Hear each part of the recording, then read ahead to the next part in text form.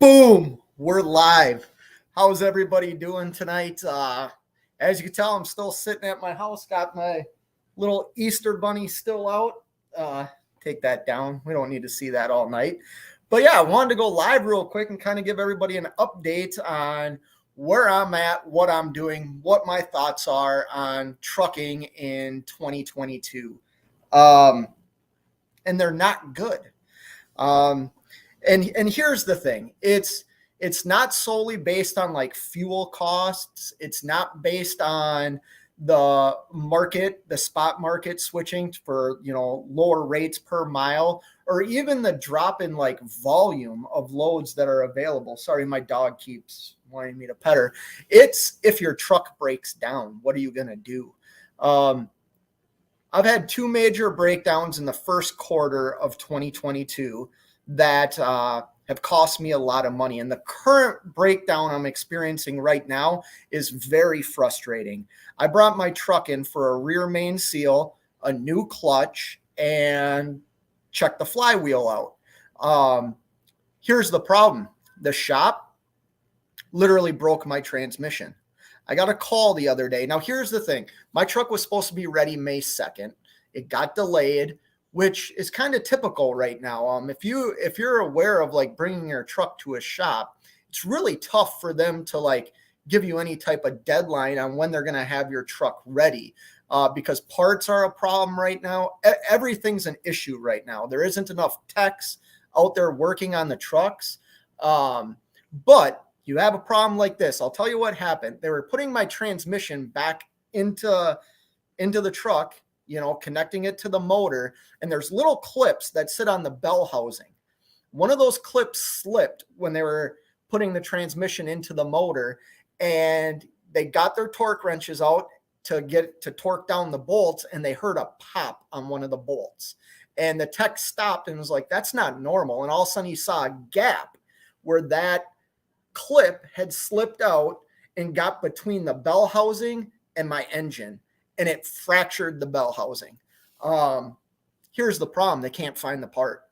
They ordered one like 4 days ago and told me that they were getting it shipped overnight. And I just got a call an hour ago that the part never came. They ended up contacting their supplier, and the supplier said, we don't have it. So they can't find it anywhere. So now I'm stuck with a truck in their shop with a bad transmission, which wasn't the case when I dropped the truck off. And I have no time frame on when I'm going to get my truck back. That's what's going to make us go bankrupt. That's what scares me as an owner operator. You can have all the money in the world. You can have a lot of money saved like I do. You can have a lot of opportunities with credit like most businesses do, and still go broke, or still decide like you're not gonna sit here with no income. So here's what happened. The shop called me about an hour ago and said, hey, call and see if you can rent a truck. Well, here's the problem. The style of truck I need, I'm an over-the-road truck driver. The three shop, I called 5 shops or 5 leasing companies that lease trucks and rent trucks. 3 of them don't have any sleeper trucks to rent. So they're immediately out. They told me I can be put on a waiting list, which I said do that. The other places weren't open. So I can't. Sorry, I'm getting a text message. And I'm waiting to hear from somebody, so I apologize. I know this is unprofessional. But anyways, I left messages, and I'm waiting to hear back if anybody's got trucks available to rent. The other thing I can do is order a new transmission at about $10,000 to $15,000. Maybe try and get a reman one, because a reman one will come with the bell housing. Now, remember, that's the only part that broke. That part is $3,500. Now the shop is, I think he said it was between $3,000 and $3,500 for that bell housing. The shop told me that if I was to be able to find a new transmission, that they'll pay X amount of dollars for it. I don't want to share that right now.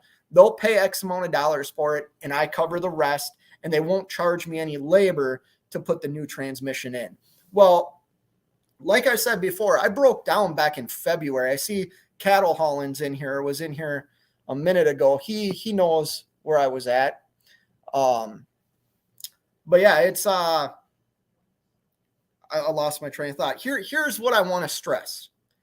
And I'm not preaching. And if it comes across like I'm preaching, I apologize. I just wish all the stuff I watched before I became an owner operator, I wish somebody kind of said this stuff I'm about to say. There is no dollar amount that you need to set aside. Plain and simple. There's no dollar amount, because I started out thinking $20,000 was enough, jumped that up to $40,000. Nothing's enough. Nothing's enough when your truck breaks down and you have no way to make money. The benefit that I have is if this shop, if I can find a rental truck, they're going to pay for it. I'm not going to pay a dime for it. The guy told me that they kind of have a dollar amount they don't want to go over for a week. He's like, if something's like $1,700 a week, we're cool. If it goes above that, I don't think I can get approval to pay, $2,000 a week for a truck, which I don't know if you've tried renting a truck lately. They're not cheap. They're very expensive. So yeah, hopefully I can find a truck to rent. I just got done listening to another guy that was live today talking about, the problems he sees in trucking right now. It was Nevada. If that video is up, go watch that. He had some people join in the chat. It was a great live. And here's the thing. I'll share these numbers real quick. And I don't share a lot of numbers on my channel, right? What I make is my business. And it's not that I don't want to put it on the glass, as people say, or whatever, but that's my business. You know what I mean? And I try and keep some numbers to myself, but I'll just share something with you. I did my profit and loss statement. Now I've been home a week again, and no income has come in. No income came in the first week of what month are we in? May. No money came in basically the first week of May and right now. So this month's going to suck. But if we look at last month, April, right now, here's what I'm doing to battle high fuel costs and not great rates is I'm just not running my average around 10,000 miles a month. I ran 6,100 miles last month in the month of April. All miles I profited gross. This is gross profit. $4.09 a mile. That's pretty good. I know the market's changing, but if you can generate $4.09 a mile on all miles, you're doing pretty good. And my operating costs were $1.69 a mile last month. So that means profit was $2.40, which I think is very I can live on that, and I'm okay with that. I'm happy with that. The problem is I can't generate any of that now. You know what I mean? And I don't know when I'll be able to. And that's a scary thing. That's a scary thing for a guy that started this 16 months ago, busted my butt. Cash is King will joke about me. DIY Semi will joke. The truth of it is I bust my ass. I do take time off here and there because I'm also a parent and a father and a husband. So I do need to be home for a couple of times, and I will go ice fishing now and then. Now, I get jokes about ice fishing, right? Last winter, I went ice fishing twice. Now, that I used to go ice fishing every day in the winter, usually every day or every other day. I'd get home from work. I'd pack my ice fishing, or actually it would be in my car. I'd get done with work, go ice fish for 2-3 hours and come home. But this isn't about ice fishing. This is about the truth in trucking in 2022. It sucks. It just sucks. And I mean, I say that saying I made $2.40 on all miles last month. But that sure is a crying shame from what I was doing even 4 months ago. You know what I mean? But that's livable. That's plenty of money for me. The thing that has me scared is just what I've experienced the last 2 times I've had my truck in the shop to get maintenance done. And they're not huge breakdowns, but they turn into like freaking nightmares. I mean, you bring your truck into a shop to get a rear main seal done, and they call you 3 weeks later and say, hey, we broke your transmission. You did, excuse me? You did what? And you can't fix it? And you can't give me any type of time frame. You have one technician that works on the trucks. If they don't come in, your truck doesn't get touched. At least the 2 shops that I've been to, that's what I've experienced. I'm just going to say hi to a couple people real quick, because now I feel like I'm ranting. Jerome Jones is in the house. Number 1, big money. ISX Cummins 565. How you doing, man? Tennessee. Man, I love Tennessee. I love that Chattanooga area. Or like right over by, Chattanooga, that northern part of like Georgia, and then down by the river down there. I love that area. Nomadic Brits in the house. How you doing, sir? Grade 8 Transportation is in the house. Good evening. Glad you survived the storm. Yeah, it was a crazy storm that came through here. And I'm sure everybody in this chat follows this trucking life as well. He put a short out a little bit after I put my short out saying, hey, thanks for the update. And he showed the storm going into Wisconsin. It was a pretty wicked storm. Big Dog Trucker 68's in the house. How you doing, sir? People saying hi to each other. T-Pine Lease. I've never heard of that, Jerome. I'll write that down. Do you know if they work in the, where's my pen? Do they lease out of the Midwest? I live in the Minneapolis, St. Paul area of Minnesota. Sorry, I'm writing that down. I guess I wanted to go live, like I said, maybe get some ideas like Jerome Jones just said. But the reality is, like, being a company driver right now with the headaches that I've had, I'm not going to lie. Like, it's appealing. It's absolutely appealing, especially when I go on websites and see, like, I could go work for Walmart and make over $100,000 a year. Now, I've said this before. I can't put a price on my freedom. And what I mean by that is, if I want to go home, I come home. I don't have to ask permission. I don't have to sign a vacation slip or anything like that. I just come home. If I want to leave for 2 weeks, some of you might joke about me being on vacation for 2 weeks, right? Took my family on a great vacation. I think all of us take vacations. You know what I mean? The only downside with being an owner operator is you don't have that check that comes in when you take your vacation time. There is no paid vacation time. You plan for those things. You save for those things. And when the time's right, you do it. I didn't realize that the timing of my vacation was all wrong. 100% all wrong. I came back from a breakdown in Virginia that cost me like $20-some thousand, worked a week, and then went on vacation for 2 weeks, came home, and all of a sudden fuel was like $5 a gallon. Then, there are spots that I've seen fuel over $6 a gallon. I run the East Coast. I run out to Pennsylvania. It's above $6 a gallon out there. It's crazy. But yeah, say hi to a couple more people. Yeah, I'll try that, Jerome. Thanks for the tip. Maybe it's time to just buy a new truck. Grade 8 Transportation? No. I wish it was. And who knows? Maybe it is. I'm not going to spend that kind of money on a truck.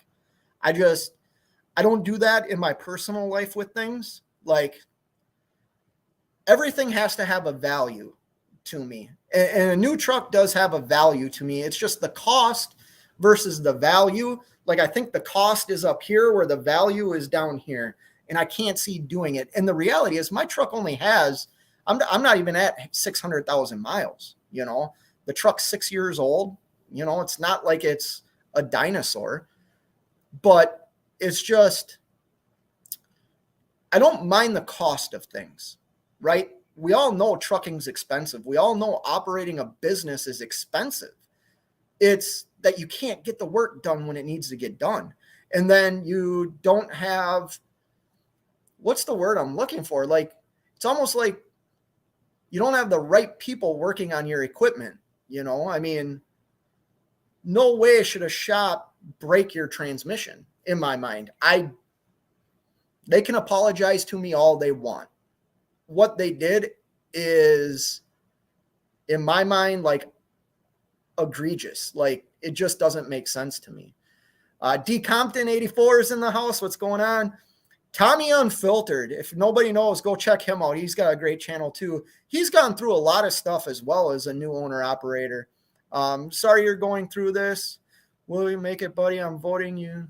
Just get picked my 2 hours ago, picking up my first load. Good for you. Good for you. Jaywalk. Don't think I've, oh yeah, I have seen you in here. Drove through that messed up weather yesterday. Yeah, it was crazy. It was really crazy.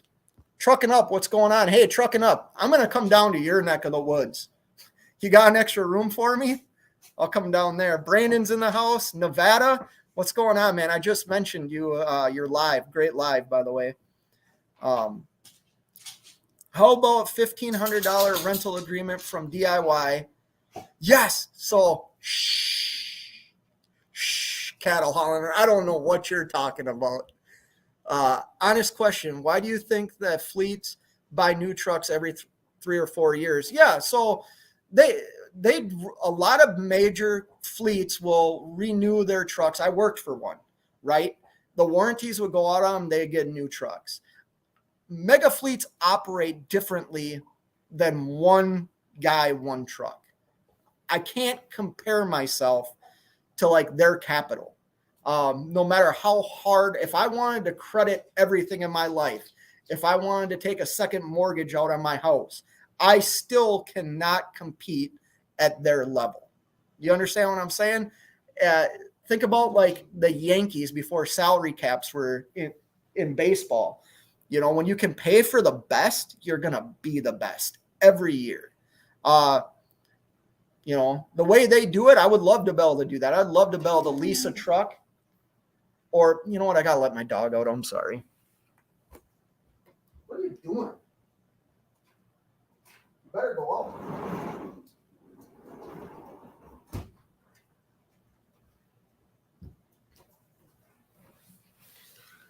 She's going to want to come back in like 2 minutes. Hot as heck here in Minnesota today.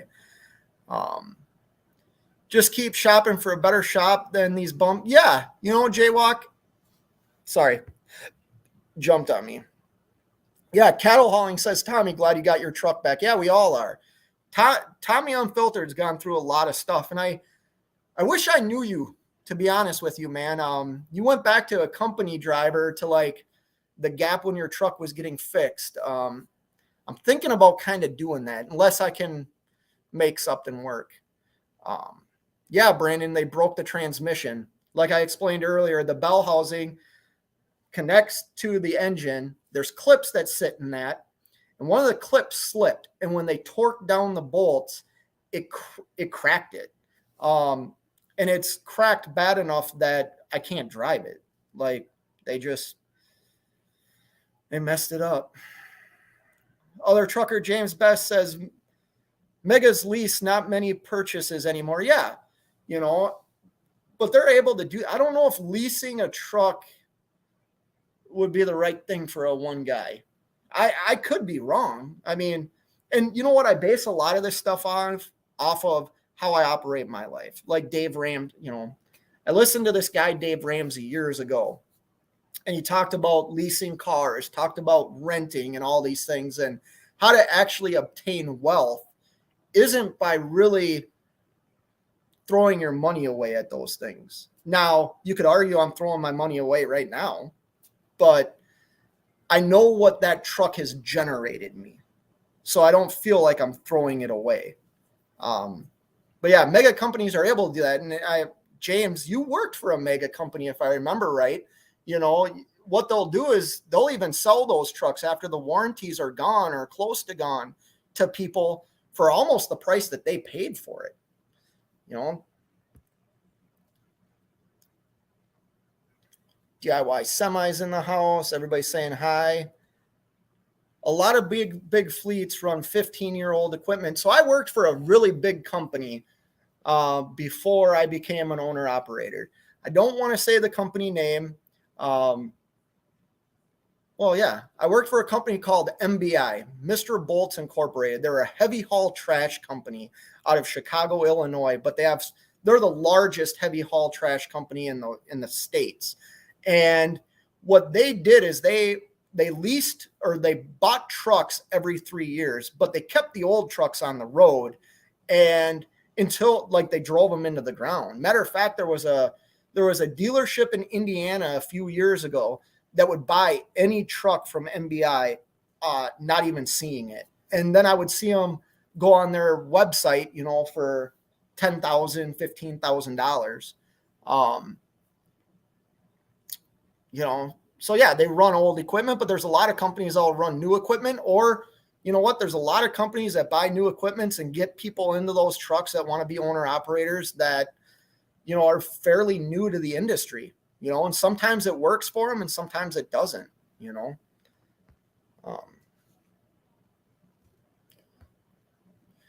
If you run like Megas, you would run recaps, but we don't. Yeah, I don't run recaps on my truck at all, James. Not at all. Nomadic Brit, everybody's situation is different. Yeah. And I don't think like our situations are all that different. We might have different expenses. You know, the trucks we drive are different. If you've been around my channel long enough, you know that I like certain style of trucks, but I also like money in my pocket and I like aerodynamics because I feel like that puts more money in my pocket. But that's not to say like, I know there's other guys that make as much as I do or more than I do, and they operate their trucks and have different style trucks than I do, you know.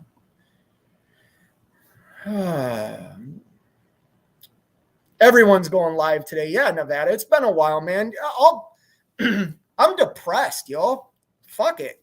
I've just cursed on YouTube, and I've tried hard not to. I'm depressed is the wrong word. Scared. Because I'm all in. I went all in on this. I follow the tutelage of people that I trust. I have mentors that I lean on and ask the dumb questions to, and I'm all in. But when I don't have the equipment I need to do what I want to do, and then I bring my equipment to a shop and they mess it up, like it's so damn frustrating. So damn frustrating. Yeah, I agree. Grade 8 transportation, but I also know like this was so long ago that I used to listen to him because I feel like I worked his plan and it works in my life still to this day. So I really don't go back on it.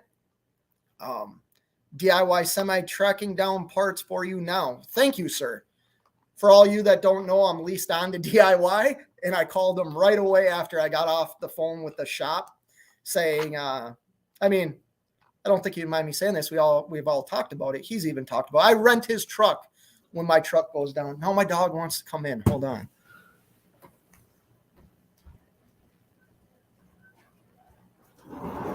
It's either in or out. You're not doing this.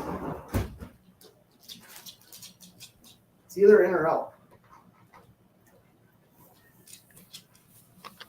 You can sit there. But I rent DIY's equipment the last couple of times my trucks broke down. And I'm sure that's what will end up happening again because I can't just sit here. I can't. But not to share my experience and say like how stressed out I am about it goes against everything I want to do on YouTube. And what I mean by that is that's why I don't share numbers. That's why I don't say this is what I make, because I never want to like feel like people think I'm misleading, right? So the way that I can't mislead somebody is just by being honest and saying, I'm scared. Yeah, fuel sucks. Yeah, rates per mile have gone down, but that's not what's scaring me. Those things suck. And it comes like, the strong will survive. The people that have set themselves up will survive, unless, I'm not a political person. I'm not talking about politics, but unless there is an agenda that pushes all of us out for whatever reason, the strong will survive. We always do. And, but sometimes the strong look at a situation and they're like, this, I don't see how I can win this. And what I mean by that is, every time that I've had a major issue, what I consider a major issue with my truck, meaning it's something that I can't do, or it's somebody like DIY that suggests we should get this truck to the shop. These shops, even though they're highly regarded, are just crap. They're crap. We all never want to get work done at TAs, Petros. We try to avoid those shops, right? What if they're like doing the right jobs right now? You know what I mean? I don't know. I've had one job done at a TA, and they actually didn't do it correctly. They didn't torque down the bolts, and the pulley fell off my water pump. So I know I skipped over a lot of comments. Sorry, guys. Tommy says, you got to adjust the business model to suit what you have going on at any given time. I agree with that. And that's the thing. It's changing. It changes all the time. I never thought I'd bring my truck to a shop and have them break my transmission. I don't think that's normal. I don't think I should ever have to plan for that. You know what I mean? That'd be like me, a broker telling me to run my reefer at -10, and I choose to run it at 50 degrees. That should never happen, right? Like, that should never happen.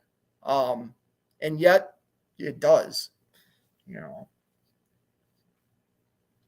Yeah, no, trucking up. I'm running old trucks and getting new truck fuel economy. Really? Well, you run flatbed though too. So that truck, I could see how that truck does well. I don't think it would do well with what I haul. I could be wrong though. I don't know enough. Nevada says, yeah, part shortage is my biggest concern. It is a concern. And I hope we're all aware of that. Like, even simple things. I mean, you shared today, you spent over $100 on a light. Like, that's crazy. That's crazy. Now imagine though, if that light shorted out all your other lights, like trailer lights, truck lights, just shorted everything out. Like, it's just crazy. I don't get it. Okay, James, I agree 100% with you. And I know that's coming from like real life. He says, stress is reality. We all go through it. Couldn't agree more with you, man. Couldn't agree more with you. DIY just email details. Okay, you guys must be talking about something. DIY mechanic is 8 a.m. to 5 p.m. Monday to Friday. Yeah. Well, no, that's so not true. You know what? I've done a lot of work with DIY, like working on our trucks or fixing something. And I'll tell you what, man, there's nights we're in a garage and it's 2:30 in the damn morning. And I don't know how he still functions, knowing that he's been up all day doing his job and then also working with us. Grade 8 Transportation says, personally, I don't believe running old equipment long-term OTR is your lowest cost per mile or highest profit. Let me see that. Personally, I don't believe running old equipment long-term OTR is your lowest cost per mile and highest profit. Maybe I'm not understanding that. I'm sorry, grade 8. Personally, I don't believe running old equipment long-term OTR. Okay, so you don't want to run equipment long-term over the road. Is your lowest cost per mile and highest profit. Oh, okay, I get what you mean. Yep, I get what you mean. Get a truck that you can operate at your lowest cost and earn the most money. I get what you're saying. Nevada says, no one works on your truck like you will if I could do it myself, I do. Yeah, Nevada, I agree. And here's the thing. Here's the problem also that I've realized over my 22-year career is a lot of companies I worked for didn't allow me to touch the trucks for anything. I mean, I remember one company I worked for, I couldn't even add oil to it. If I did my pre-trip and I needed a gallon of oil or antifreeze, I couldn't personally add it. I had to go get the mechanic to do it for me. I think that's a disservice. Now, I understand a lot of companies want to make sure the driver does the right thing and doesn't destroy the equipment. But at the same time, what are you teaching that driver?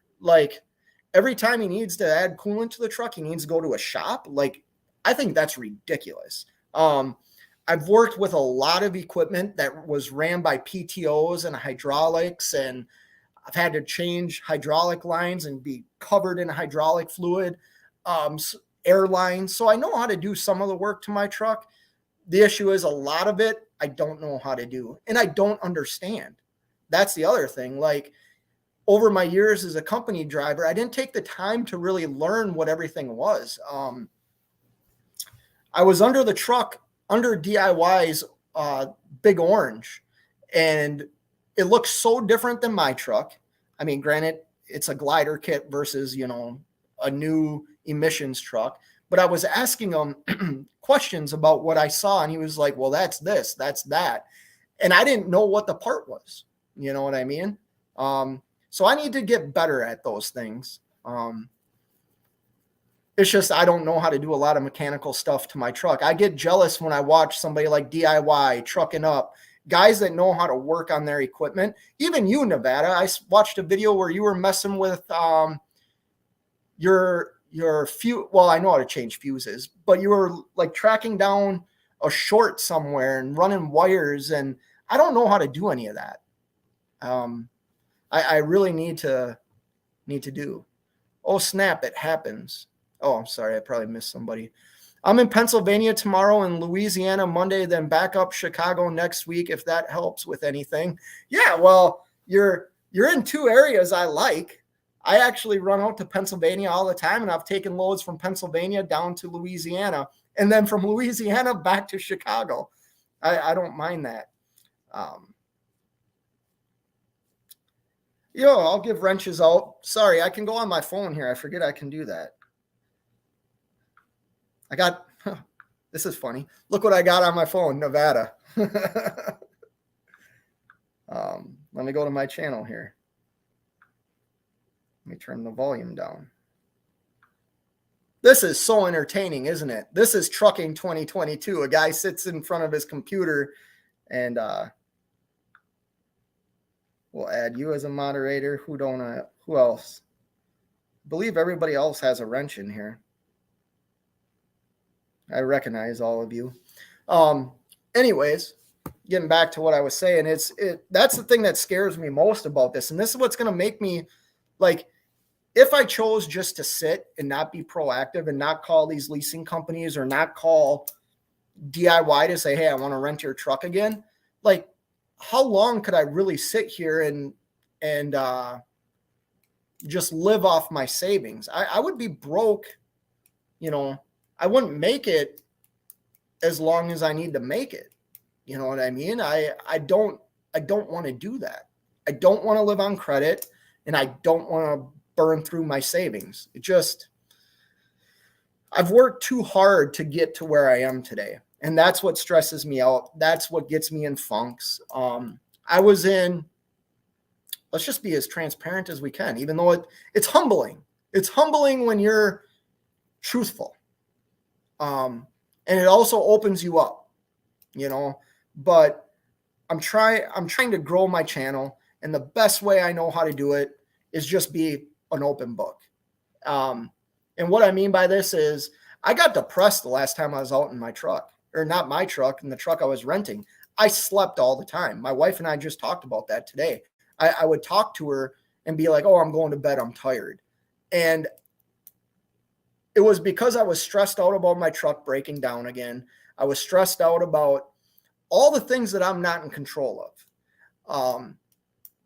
And all I did was I made every delivery on time. and I just slept. There was a couple of days that I would get all the way to where I needed to be and have like 14, 15 hours before my appointment, because I ran multi-stops, and the way they had them set up is I had some time built into them. And instead of like getting out and taking a shower or going to get food and not eating a peanut butter and jelly sandwich, I just stayed in the truck. And it was freaking miserable. And I don't like that. I don't want to live my life like that, where I'm miserable, because I'm doing something that I love. I freaking love this. Even though it's stressful, it's a headache, like, I love it. It's all I know. It's all I've done my adult life is be a trucker. It's all I've done. Now I've held jobs. You know, I was a dispatcher. I was a warehouse manager. I've held jobs outside of being behind the wheel, but they've all been in transportation. You know what I mean? So it just scares me that when my truck needs to get worked, we can't find the parts. We can't have competent people work on your truck. And then you know what? They might destroy your truck. And then what do you do? You know, I mean, am I going to really spend $10,000, $15,000 to get a new transmission? Well, I might. If that's the only alternative I have because they can't find the part, what option do I have? I mean, tell me in the comments, what option would you do? If your truck was broke down for, what are we broke? I think 3 weeks now, 3.5 weeks. And the shop called you and said, hey, your transmission's broken. We broke it. We'll cover X amount of dollars on whatever you can figure out. Would you spend the money on getting a new transmission?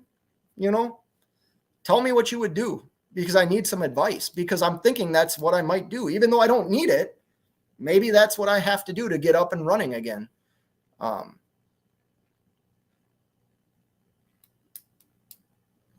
So you know where used transmissions for a Mack are available with only 50,000 miles for around $4K? If that's true, email me at trailertruckinf8@gmail.com. Here, I'm going to put that in there.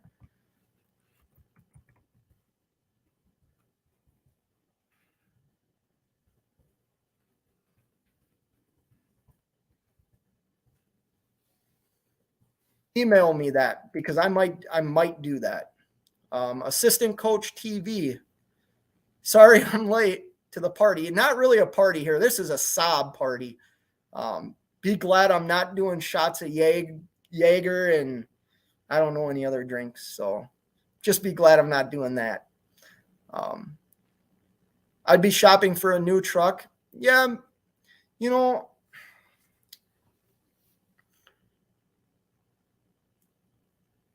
when you say new, I think new.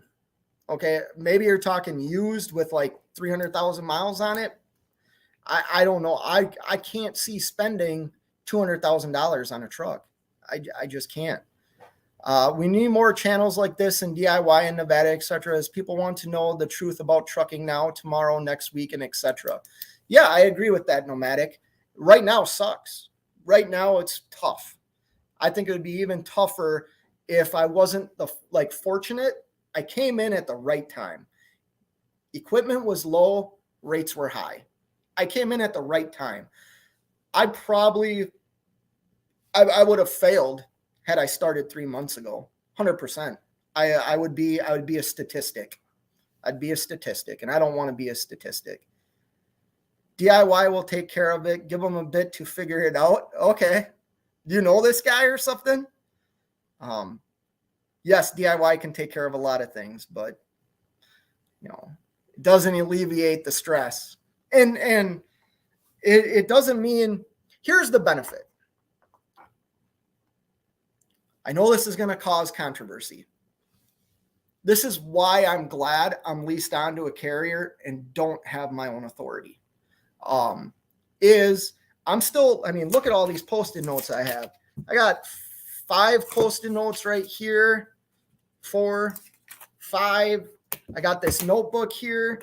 Like, I have done a ton of work trying to figure out where the parts are for my truck. trying to call leasing companies, rental companies, trying to figure out everything. But I also have a guy in the corner that's working for me as well. That's the benefit. That's what I need to like be successful right now. Now, I'm not saying in the future, maybe I do want to get my own authority. Maybe I want to grow a business. If you all remember a couple of months ago, I was talking about buying another truck and hiring a driver, and I was really close to doing that. If I would have done that, I would be screwed. 100%. I'd be screwed. It was not the right time. And I'm glad people like Sterling, people like DIY, people like Cash is King, like spoke some truth to me, to be honest. Brandon says, I don't think the truck is the problem, grade 8. Fake trucking has nothing but problems out of shops. That's the truth. I mean, every truck, whether it's new or old, I mean, Nevada, if you're still in here, I know you had kind of a major breakdown on your truck with like 60-some thousand miles on it. Brand new $200,000 truck. Maybe it was 80,000. The difference is it would be covered by warranty and stuff like that. But still, if something's covered by warranty, doesn't mean they're going to have the part. Doesn't mean anything. It's just that part might be covered. I would buy the transmission and never use that shop again. Yeah, that's the downside, man. I thought I found a good shop. I was excited. I was really excited to bring my truck there because it's close to my house. It's like, 15 miles away. Everything they said and did up until like the last 2 weeks was top notch. And now they're just cool. DIY will have a quote by the morning. Cool. I'm very interested to know what that is. But yeah, I need to find a new shop. Is it a manual or automatic? So I drive a Mack M-Drive. So it's an automated manual transmission. So it's not an automatic. It's kind of like the I-Shift that's in like, I believe Volvos. But yeah, it does have like, I think I made sense. I still push D. I still push reverse. It has neutral, has gear selectors, but it's not a 13 speed, which to be honest with you, when I drive DIY's truck, I love the manual transmissions. It makes me feel like I'm actually doing something. Yes, no, you're 100% right, Tommy Unfiltered. The truth about trucking is that a 5% profit margin, even in the best of times. And that's the thing. Nevada kind of touched on that too, about buying his new house, having the boat. We all know things that I've shared. I almost bought the ice house I wanted. I almost bought the pickup truck that I wanted to buy. Still could do it. Just know that it's not the right time. And I can't live. I've never lived really so far outside of my means. You know what I mean? I've always lived kind of a very budgeted life. There's things I have splurged on, like my kids' athletics and stuff like that, that sometimes have I've waited a week or two to pay a bill because they needed to get on a plane and go somewhere for their sport. So I have done things like that. And right now, ever since I started this as an owner operator, I don't worry about anything. What I'm worried about is that stuff out of my control is taking that away from me. Like I said, a shop should never break your transmission. You should never get that call. You should never go in for an oil change and have them tell you, we spun a rod, like we blew your motor. You should never get that phone call. Well, I got it. Jaywalk, yes. So the shop is willing to buy the part and no cost to me. All the labor involved is no cost to me. The problem is they can't find the part. So then what we started talking about is the truck is just going to sit there. Let's say I'm able to rent a truck or lease a truck. If it's in their parameters, they'll let the truck sit there until they can get the part. Otherwise, what they told me is if I bought a reman transmission, they would pay X amount of dollars for that transmission and charge me nothing to put it in. It's just, do the costs, how quick can I earn back that $10,000, $15,000 transmission? Now, if somebody in here said, I forget who it was, said they knew somebody that might have a transmission for like $4,000, that's well worth it to me. You know what I mean? Especially with 50,000 miles on it, I would buy that tonight, 100%. As long as it all came back okay, I would buy it tonight. Did you buy a Hellcat? Nope, didn't buy a Hellcat. The wife, we just drove by a little convertible today. We went out to lunch, and she really likes that car. And the reality is, if I buy any other vehicle right now, it's going to be her vehicle. I'm not home to drive it. And I don't do enough ice fishing. As much crap as you give me, DIY and Cash is King, who's not in here. You know, great support from my mentor. I don't ice fish enough to buy the pickup truck I want or the fish house I want. I already got 3 of them. I already got 3 fish houses. I don't have enough to, I'm not home enough to justify the fish house I want, you know, because it's an RV style fish house. So it's tens of thousands of dollars.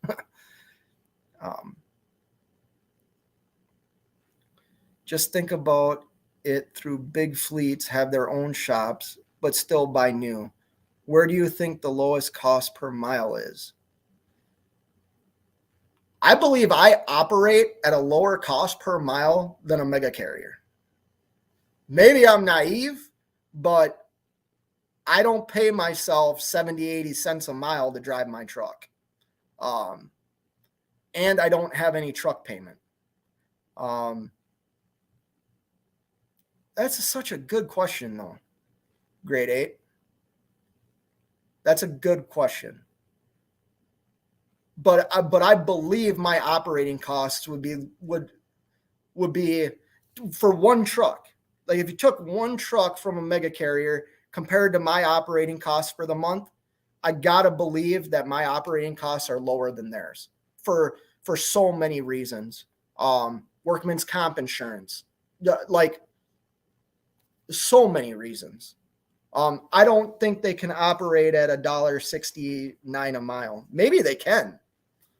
Who knows? All the overhead of their company, I don't know. That's above my pay grade. So Tommy, we called 2 places, or they called 2 places and couldn't find one. The other thing is the style of truck I drive, I think it's like 2%. 2% of the style of truck I drive is what's on the road. So it's not like it's you see more Macs on the road now, especially Mac Anthems, but the CXU model, you don't see many of them. Like I see a lot of them because, you know, it's the truck I drive. And when I see one, I'm like, oh, there's another one. But I think the statistics are like 2% of over the road trucks are Mac trucks. It's not much. So it's hard to find all the parts.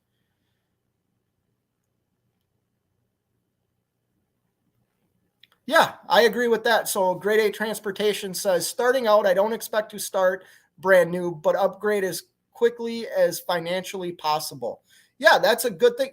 But upgrading, like, there's no reason I should have to upgrade my truck. Like, what would go wrong with even a new truck? Or like, let's say my truck has 580,000 miles on it.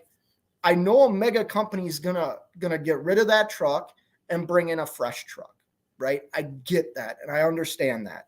But as a one truck operation, that truck has a lot of life in it. You know what I mean? There's no signs, the oil samples, there's no signs of me needing anything to do with an overhaul or anything like that. There was no problems with the transmission except a rear main seal leak. Something very simple has turned into a catastrophic problem that wasn't due to the operation of the truck. The truck didn't break. The mechanic broke my truck. So like being financially sound in my eyes would be, I have an asset that even in this market is worth way more than I paid for it. And it generates me a lot of money without me having to spend a lot of money on it. I mean, Nomadic Brit, if he's still in here, he talked about how he put like $45,000 into his truck last year.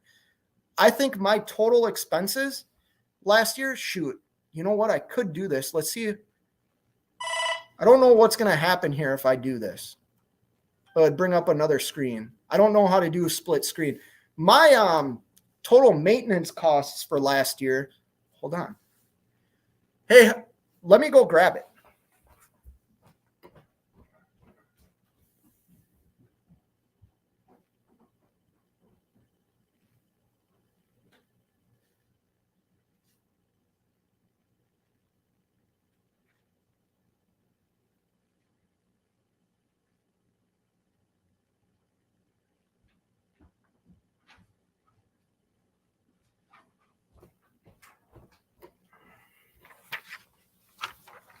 All right, we're back. I know that's so entertaining when I get up and leave, right? So, grade 8. This is just what first of all, I'm not disagreeing with you. I just think like I have a plan that works for me right now, and everybody's plans are different, right? But my total maintenance costs last year were $19,080. That's super cheap. Like, that's super cheap. That's oil changes. I mean, I didn't have any major problems with my truck last year. I think I replaced a water pump and a starter. I don't know what else I replaced. I put new tires on the truck. Like that was cheap to operate. Now, in the first quarter of 2022, I surpassed what I put in the truck all of last year.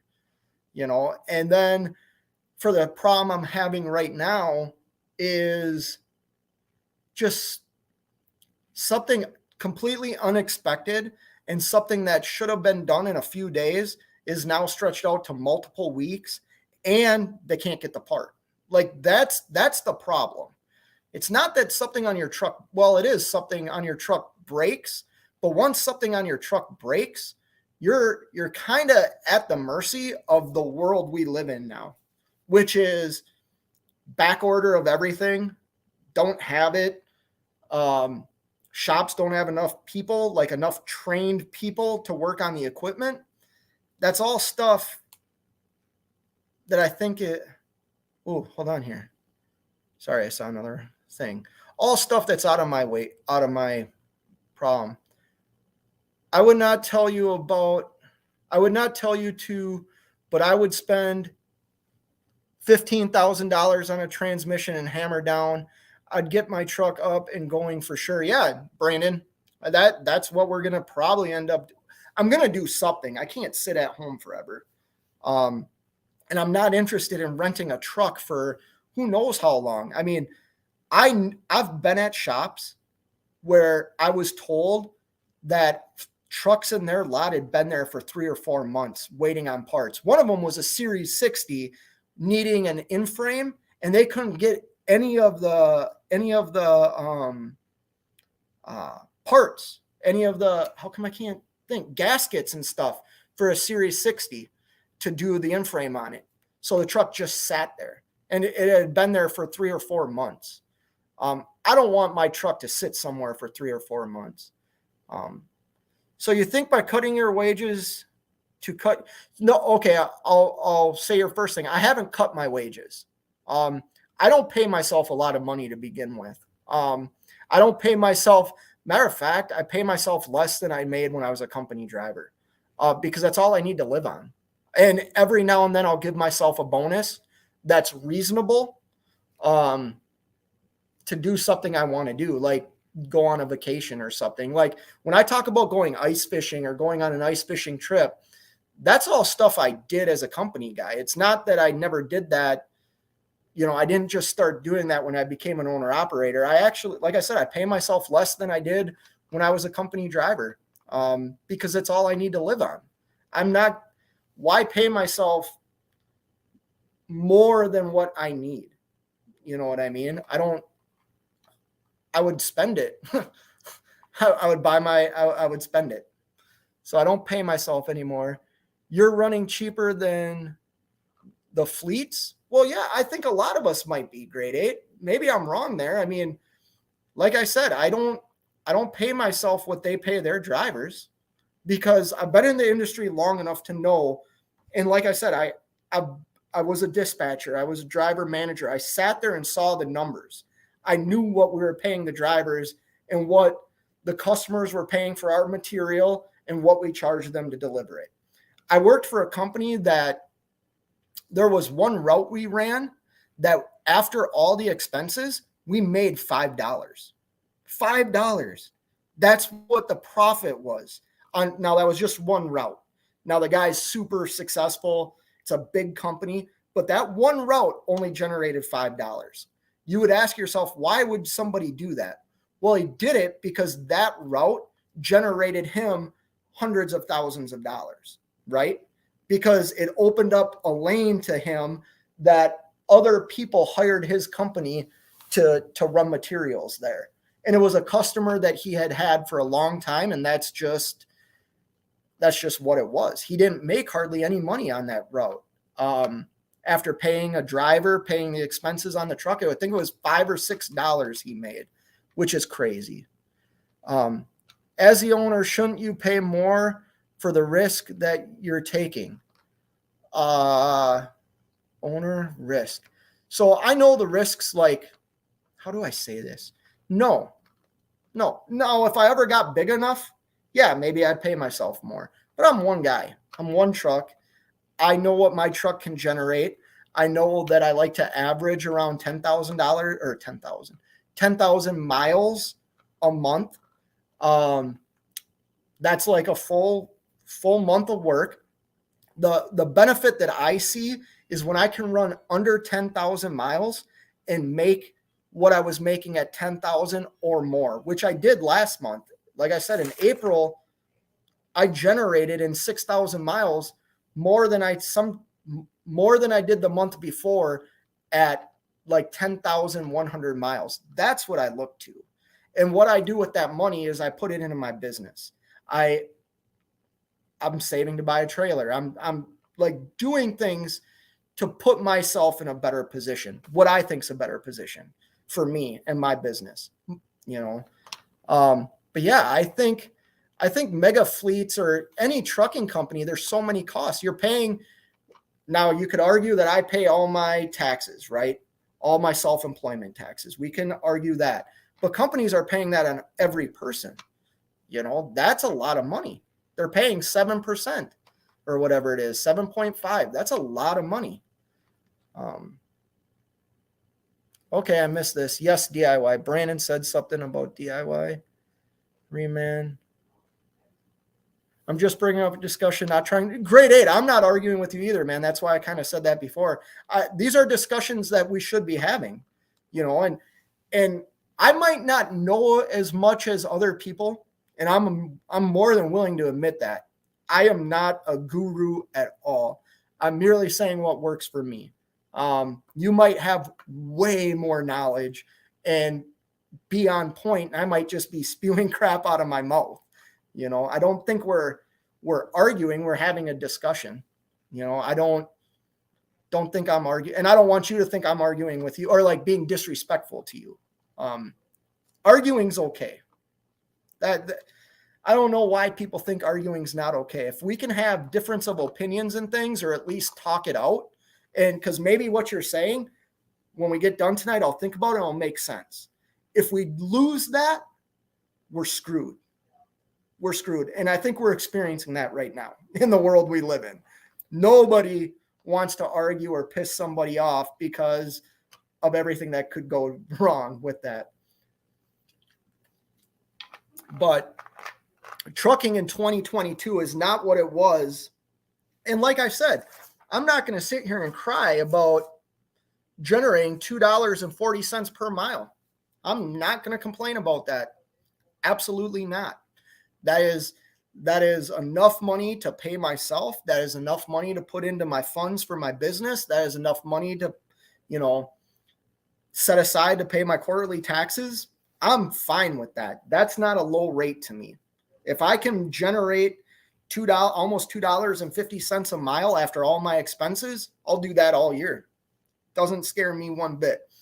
What scares me is when, due to no fault of my own, that is taken from me, because that's what it is. Somebody damaged something. I brought the truck in there to get a rear main seal and my hood fixed. Once again, somebody hit me. I know people laugh when I say that. Somebody hit me and took off, right? And caused $7,000 worth of damage to my truck. Could care less about my property. He or she proved that by driving away, right? Now, I'm not saying the shop was as careless as this guy that hit me and took off, but once again, they did something that directly affects me. I had nothing to do with it. I had nothing to do with the truck hitting me, and I had nothing to do with this experience. The problem is the shops and the incompetence. Now, I commend them for being honest and saying they screwed something up, that they're willing to eat however much it costs to do what I need to do to the truck. It's just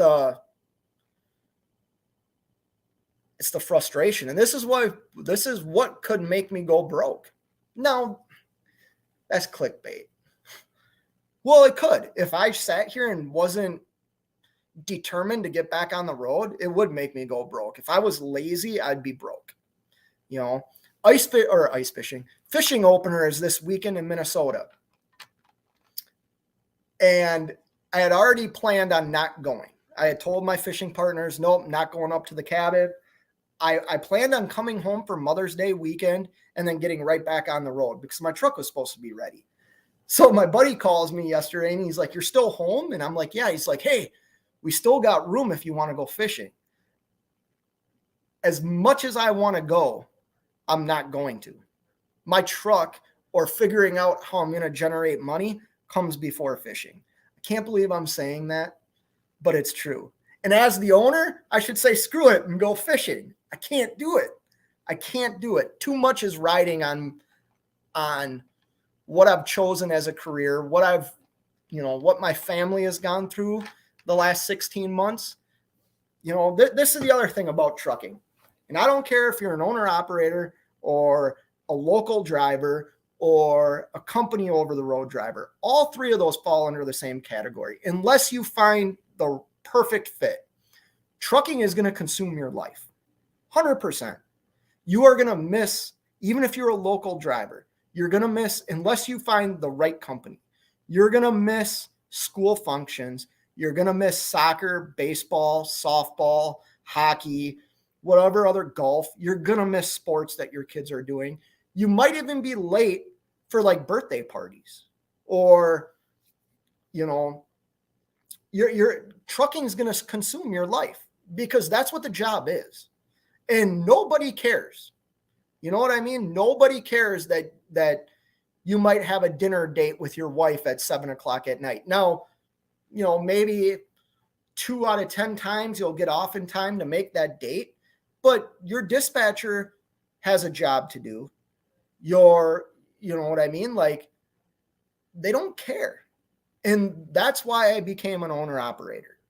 That is the sole reason why I became an owner operator. It was not to make more money. It was not to live this luxurious life. It was, I am tired of being a number. 10039 was my employee number for years. I was tired of that. I didn't want that anymore. I wanted to be me. I wanted to operate something and grow something that I think I can do. I know I can. I've been very successful at a lot of things I've done in my life. I have made some good decisions.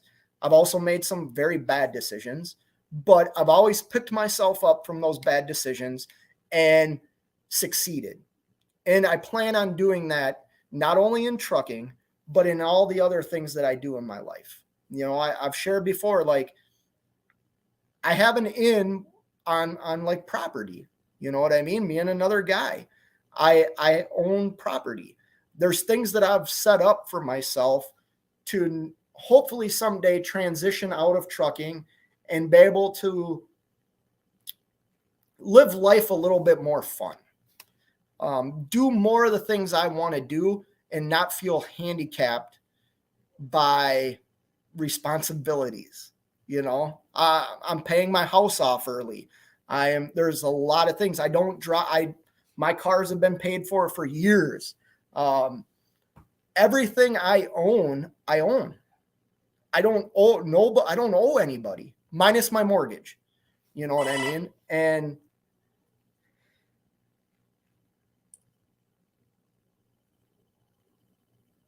I just got your email. Thank you. And why I'm saying these things is I'm trying to set myself up. So I'm 42, or I'll be 42. I don't know how old I'll be.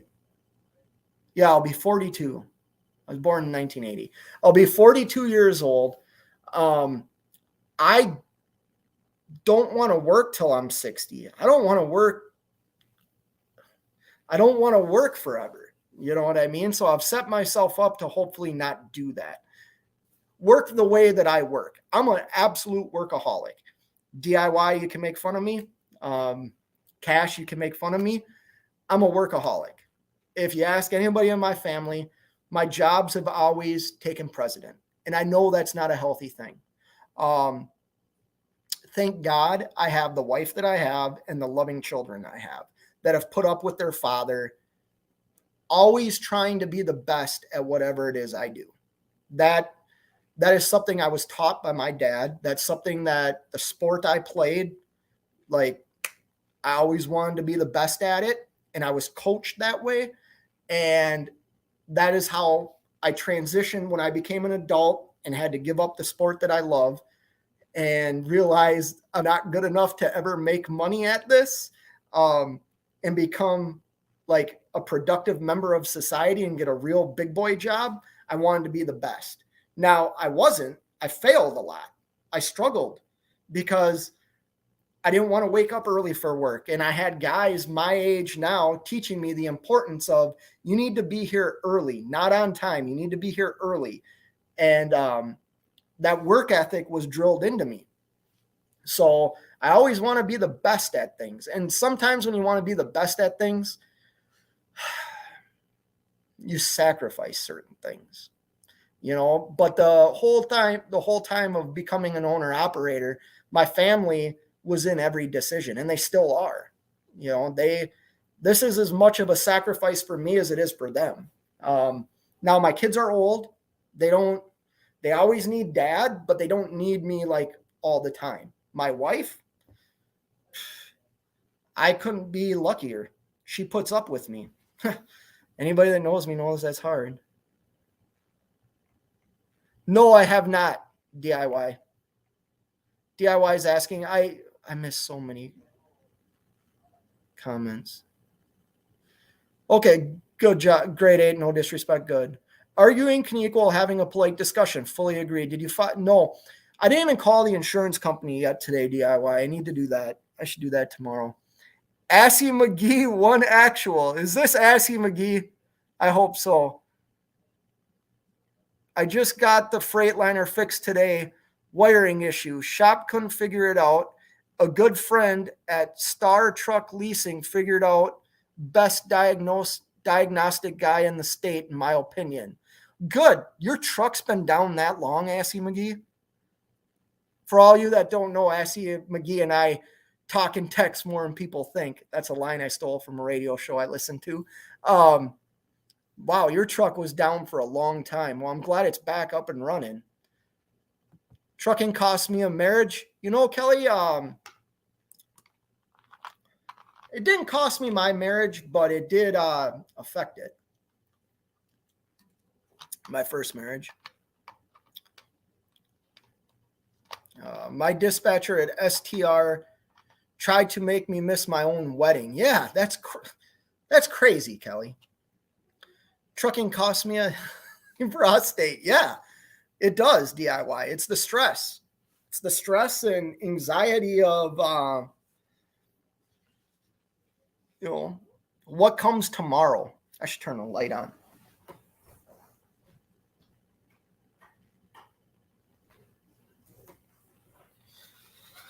Here's another thing. I don't know all the light switches in my house. Is that a bad thing? We have a light switch panel on the wall over here that has 1, 2, 3, like 5 different switches. I don't know what switches control what lights in my house. It's so bad. So bad. And several pairs of new underpants. Yeah, I'm kind of with you right now, DIY. Are you say your wife marriage fatigue profit before everything else? No, my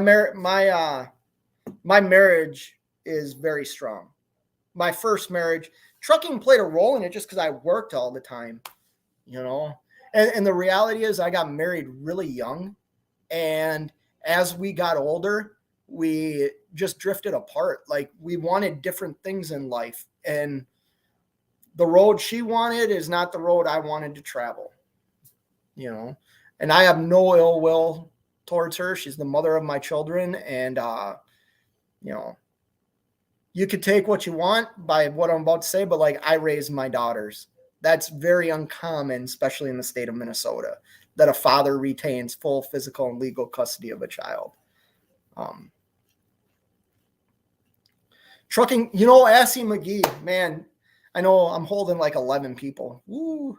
But yeah, trucking, Assy McGee, you've shared that a little bit. I'm not going to say too much because I don't remember where you shared it, but trucking really helped me too. There's things that I've gone through in my life that without the freedom of the wheel or just being down the road, like left to my own thoughts and like replaying situations in my life, I know I wouldn't be where I am today. But now that I'm an owner operator, like the stresses of everything mount on top of like the regular stresses that we face. Sorry. I raised 2 daughters who are 18 and 15, and that's stressful. Still, my 18-year-old's getting ready to go to college, and she came home real quick and left for work today. And so like, I still, even when I'm on the road, I have life stresses. A Star Trek species. Oh, see, I don't watch Star Trek. I don't watch Star Trek, Kelly. I watched the movie that came out. What was that? Probably longer than that now. There was a movie, Star Trek movie, and my buddy wanted to go see it. He was big, like, what do you call, Trekkie? So I went to the movie with him. I never got into it. Or any of those like science fiction stuff. Like, what was the other one? That Battlestar Galactica. My college roommate loved that. I couldn't stand that show. He would always put that shit on. Oh, there I go, swearing again. But yeah, no, trucking in 2022 has like caused me to be a lot more stressed. And like I said, it's not. Listen, if you know how to buy fuel, yes, fuel is expensive. Yes, it changes how much you're going to make. But if you know how to buy it the right way and you have fuel discounts now, like I have my carrier has 2 fuel cards that I can use. I have 2 of my own fuel cards plus Mudflap.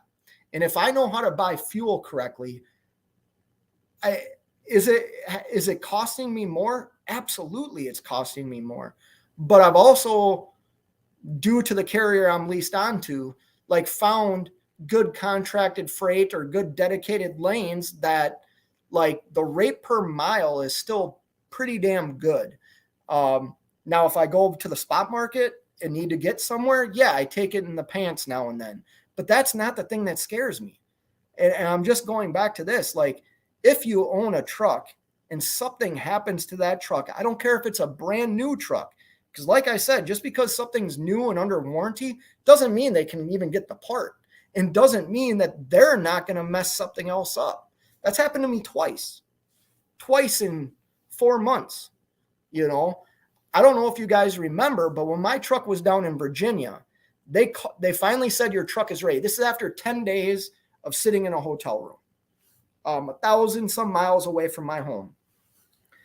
I show up there. That looks dumb.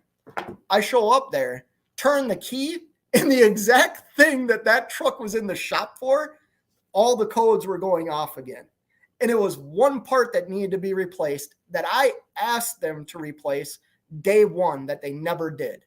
So like I had a $20-some thousand bill based on one part that was, I think, $150 and took an hour to replace.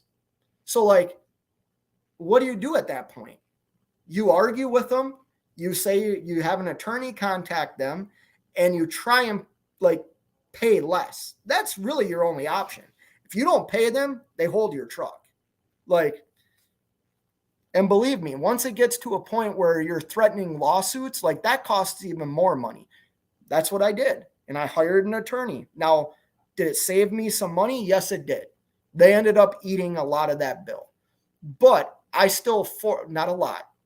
They ate some of it, but I still forked out $20,000 on top of all the money I lost after they told me to come and pick my truck up and then made me sit in a hotel room for 10 days. I mean, it was ridiculous.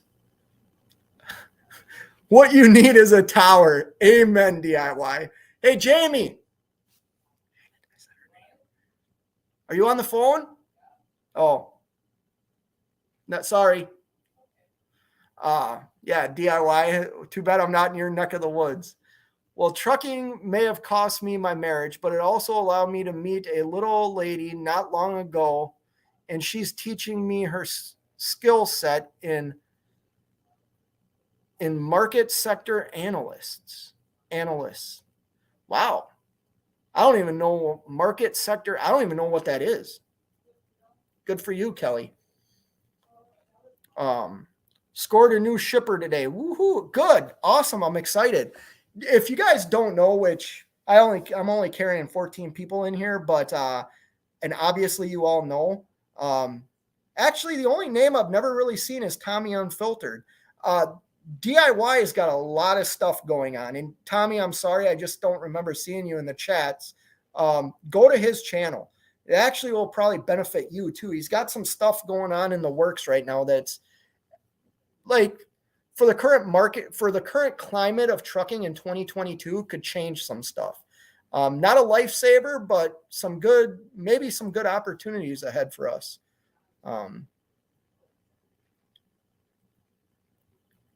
I do agree that new trucks break. Question is, which is more likely? Once again, grade 8, you can have a rear main seal go out in a brand new truck. You can have, I had a buddy that bought, now granted it was a pack car, the MX-13. He drove the truck 20,000 miles and the motor blew. I mean, my truck has 570,000 more miles than his, and my motor hasn't blown. If I'm driving a truck that has like 1 million some miles on it, I would say you're right. Like, my truck's probably more likely to break down than a brand new truck. However, I don't drive a truck with 1 million miles on it. I drive a truck that like is maybe at its half life. Maintenance wise, yeah, I'll probably, like I said, I put in a starter.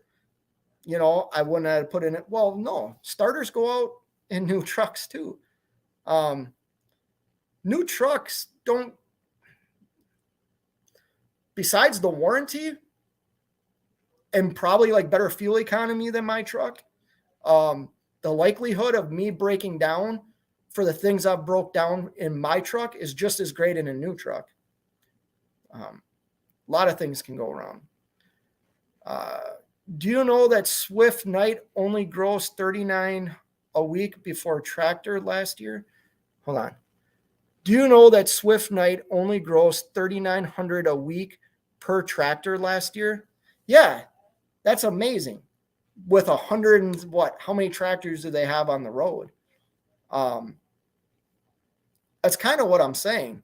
Like $3,900 a week Tommy, you can probably even attest to this. You make more than that, you know,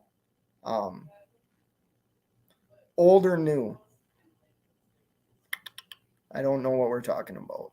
Oh, what's more likely to break down?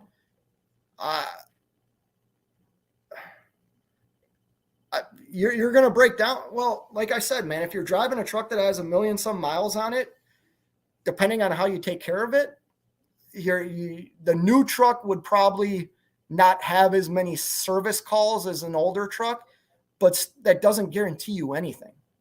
A new truck, like I said, I've known people who drove 20,000 miles and had their motor blow up. Nevada Trucking and Trails was in here earlier. Go check out his channel. I think his truck had 80,000 miles on it, brand new, like a year old, and needed something with the transmission done. I don't know. Tommy, a lot of that, Kelly says, Tommy, a lot comes out of that gross though. Yeah, a lot. I'd be more interested in net profit off of each truck. Well, I don't think we can really argue about Knight Swift. I mean, they're a very profitable company. All mega fleets, I'm sure, are profitable. Otherwise, I don't know why they would spend the money they spend on all their equipment and all the buildings and all the overhead. Like, obviously, they do something right. I'm not saying they don't do something right. They're multi-billion-dollar companies, I'm sure. I mean, we just saw not that long ago, what was the company that just got bought out? It was over $1 billion. I mean, it's a lot of fucking money. I had a rear main seal go in a new Cummins ISX. Yeah. I mean, just because something's new doesn't mean it's not going to break down. You have the safety net of a warranty. You're driving a new equipment, but like you might be paying $2,000 or $3,000, in this market, you're probably paying, like if you were to buy a brand new truck, if I was to walk in and say I took my maintenance fund and put $50,000 down on a truck, I'm going to finance $150,000 over 5 years or whatever it is with interest. Let's say I'm looking at a $3,000 a month of truck payment. Well, that doesn't mean that my truck's not going to break down. And what if it breaks down and it's in the shop and they mess it up like my truck? They break the transmission, right? I have to still come up with that $3,000 a month truck payment. That's not changing. So I'm better off right now not having any payments and sitting here on my rear end, even though it's driving me nuts.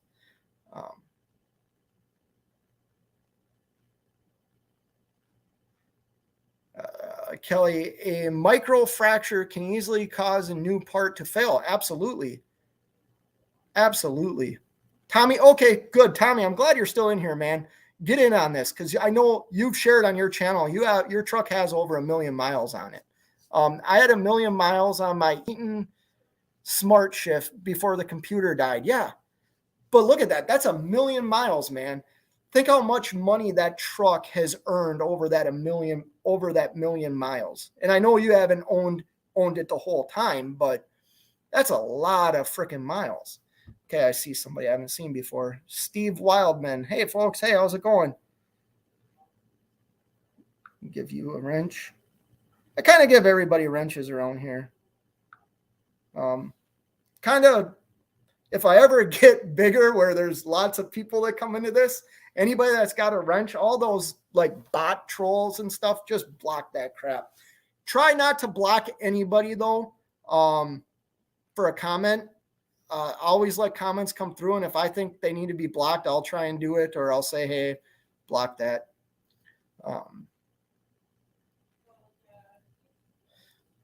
Okay, so Kelly, statistically, new is less likely to break, but occasionally you run across old trucks that beat that, but they are what's called outliners.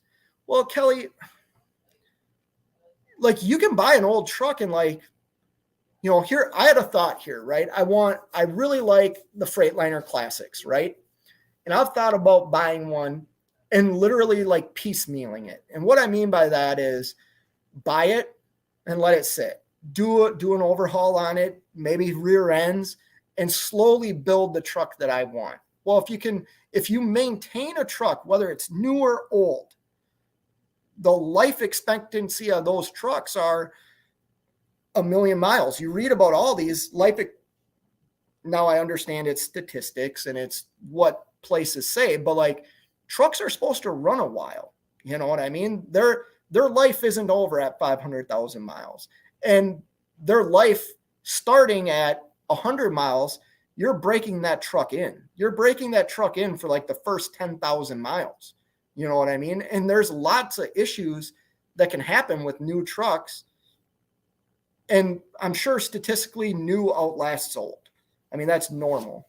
But anyways. Swift profits about $250 a week per tractor. Well, how many tractors do they have? I don't know how many tractors they have. And they got to make money. I mean, to be as big as they are, Swift Knight's freaking huge. Huge. And, that doesn't seem like a lot. Like out of that, they're paying, it's not just the trucks they're paying, it's all the people behind the scenes. While I was test driving for Freightliner Northwest, I drove a truck that had 1,000,000 miles on it without an oil change, and it ran like a champ. Holy crap. Kettle Holland's going to bed. Hey, man, I'll give you a call tomorrow, man. I want to know how you're doing with your new deal. Thanks for stopping in here. Inside shortage would be key up in your area for storage. Inside storage would be key up in your area for storage. What am I missing here? From Steve. Hey, not an issue. Inside storage. I must be missing something. I don't typically block comments unless they lean into something like race. Yeah, okay, yeah, Kelly, do that. I don't need all that racism crap.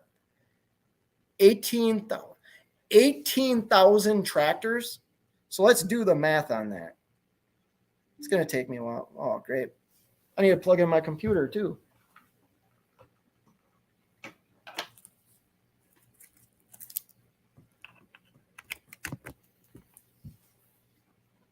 There we go. So I'm sure somebody already did this. But let's do 250 times, what was that, 18,000? That's $4.5 million.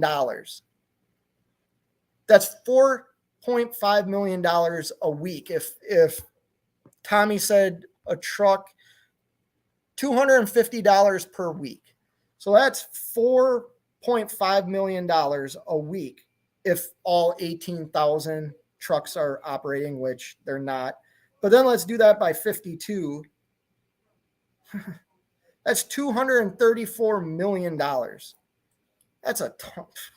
I probably even did that wrong, but that's a ton of money. How long can a passenger car go before it's no longer worth it? So I drive a car that I paid off in 2005. It has 235,000 or 245,000 miles on it. And it's worth every penny. I don't need a new car. So it's all what people want, man. I know people that get new cars every couple of years, not for me, but how many miles? For a grade 8, any car that runs is worth it, at least $500. Smiley face. Yeah. Swift Knight probably has in the neighborhood of 40,000 tractors. Holy cow. That's crazy. Hey, Barry, how you doing? I don't know. I run Toyota cars, right? Say what you want right now. I get it. But I switched to Toyotas back in the early 2000s, and I own 3 Toyota vehicles right now.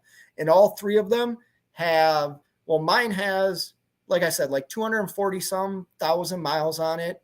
The wife's has like 110, and my daughter's has like 40,000 miles on it. She's got the newest one. It's the smallest though. I bought her a Toyota Corolla. Um, they're great cars. The only thing that I've done, I have not done one thing to my car. I haven't. Oh, take that back. Water pump. I replaced a water pump probably 6 years ago, and that's it. And I've done nothing to any of the other cars except normal maintenance. Um,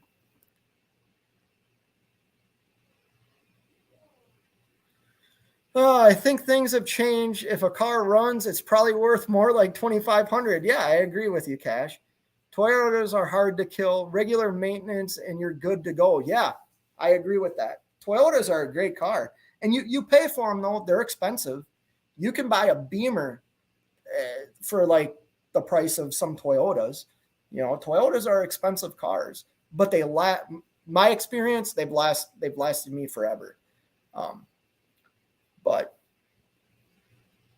even like right now, know how I said I was stressed earlier? I'm in the back of my mind, I'm thinking, man, what like I gotta call shops in the morning, or not shops, I gotta call more leasing companies, and this stressed out shit's just driving me nuts. In the truck market, looking right now, but finding high prices and playing wait and see the game. Yeah, Steve. So you can do that for a while. And, you know, the only advice that I tend to give to people is like I did this. I wanted a Kenworth T680 when I became an owner operator. I looked at some of the prices, and the prices were a little bit more than I wanted to spend. So then I looked at internationals, and I found a truck I wanted. Now, this was before I read anything about the Max Force motor. I'm grateful that I was talked out of that truck and talked into a Mac, because the truck I bought, I even saved, like, I thought I was going to have to spend $20,000 more on the truck than what I did. And sometimes if you step out of the box that you think you want a certain thing, if you're willing to sacrifice that certain thing for a little while, you can find a good deal. Absolutely, you can find a good deal. A little bit tough in this market right now, though. My 1996 Explorer has 250,000 miles and runs good. So I used to have a Ford Explorer, and it blew up on me. And I swore I'd never drive another one, and I haven't.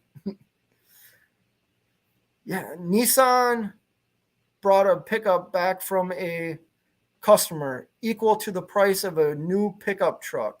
It had 1 million miles on it, untouched. Yeah, that's crazy.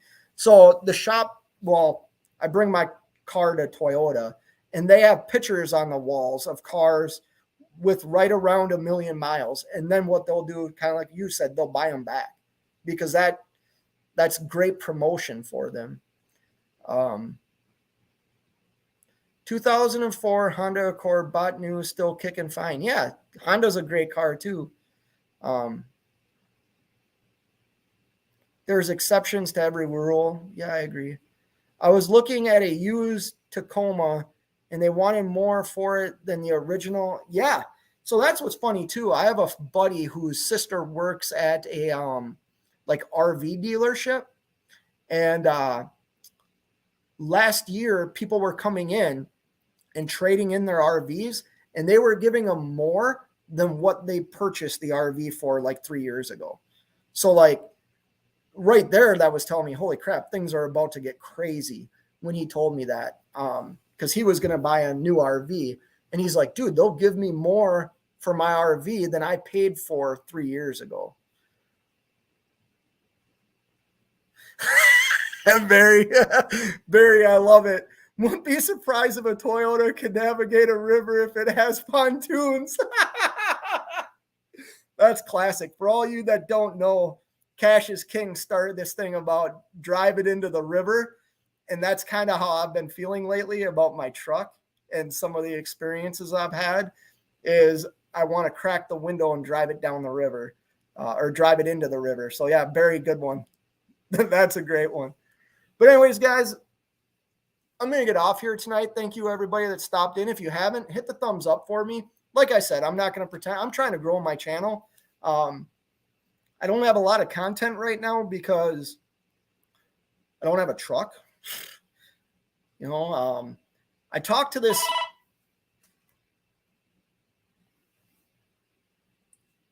I know, very entertaining, right? This is actually the manager from the shop asking me if I found any rental trucks. Surprised that he texted me this late. I'm just texting him back real quick. So you want to be an owner operator, like you have to do a lot of things behind the scenes. It's not turnkey off, go home. You're doing everything behind the scenes too.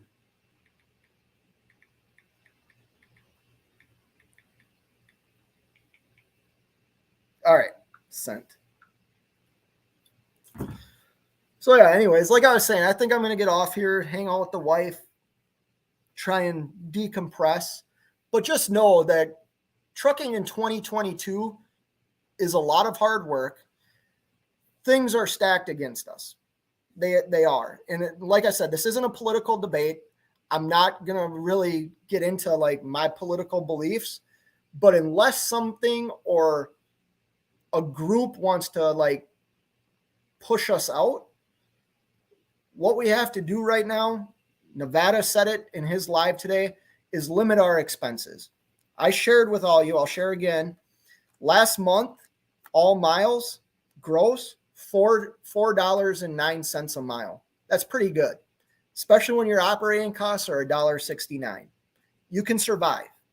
The thing that scares me, like I said again, is if you have any problems with your truck, if you don't know how to do it yourself or it has to go to a shop, be prepared for your truck to sit, part shortages.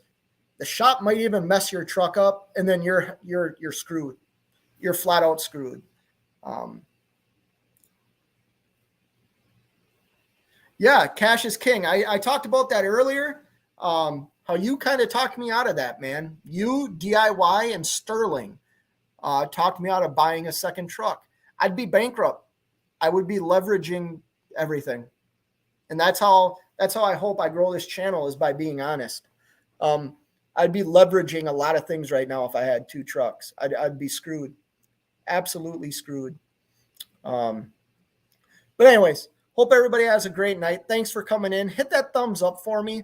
And I'll give you guys more updates as I know what's going on in this trucking 2022 nonsense. Yeah. Take care, everybody. We'll talk to you later.